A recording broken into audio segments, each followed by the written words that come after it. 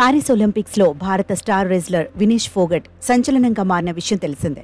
ఆమె ఫైనల్ వరకు వెళ్లి దురదృష్టవశాత్తు కేవలం 100 గ్రాముల బరువు ఎక్కువ ఉన్న కారణంగా డిస్క్వాలిఫై అయింది.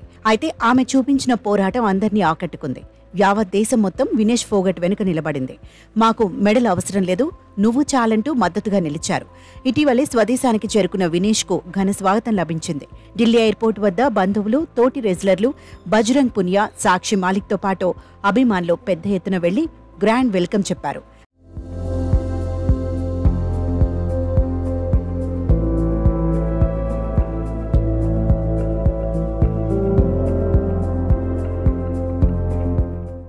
వినేష్ ఫోగట్ స్వగ్రామం హర్యానాలోని బలాలికి అర్ధరాత్రి చేరుకుంది.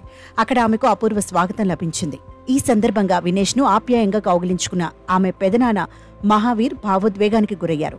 వినేష్ కూడా కంటతడి పెట్టుకుంది. దీంతో రెజ్లింగ్కు రిటైర్మెంట్ వెనక్కి తీసుకునే అవకాశం ఉందని, వచ్చే ఒలింపిక్స్లో ఆమెను చూస్తామనే నమ్మకం ఉందని ఫ్యాన్స్ ఆనందం వ్యక్తం చేస్తున్నారు. భారత్కు వచ్చే ముందు వినేష్ పెట్టిన పోస్ట్లో మహావీర్ ప్రస్తావన లేకపోవడంతో పలువురు విమర్శలు చేసిన విషయం తెలిసిందే. తన పెద్దనాన్నను మర్చిపోయిందని కామెంట్లు వచ్చాయి. అయితే అవన్నీ నిజం కాదని నిరూపిస్తూ తాజాగా మహావీర్ను వినేష్ కలిసిన వీడియోలు వైరల్గా మారాయి. తమ గ్రామ బిడ్డ పారిస్ ఒలింపిక్స్ వెళ్లి వచ్చినందుకు బలాలిలోని ప్రతి పౌరుడు ఆనందం వ్యక్తం చేస్తున్నాడు. ఢిల్లీ నుంచి దాదాపు 10 గంటల పాటు ప్రయాణించిన తర్వాత వినేష్ ఆమె స్వగ్రామానికి చేరుకుంది.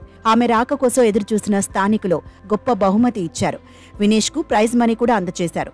ఆ గ్రామానికి చెందిన వాచ్మ్యాన్ కూడా 100 రూపాయలు ఇచ్చాడు. ఇలా మొత్తంగా 21,000 రూపాయలను వినేష్ ఫోగట్కు బహుమతిగా అందించారు.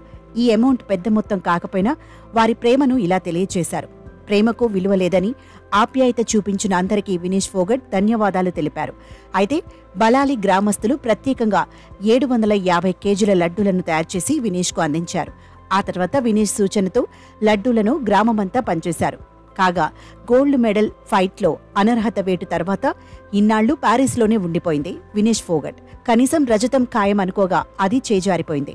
సంయుక్త రజతం కోసం CASలో అప్పీల్ చేసింది. విచారణ తర్వాత చివరకు మళ్లీ అక్కడ కూడా నిరాశ ఎదురైంది.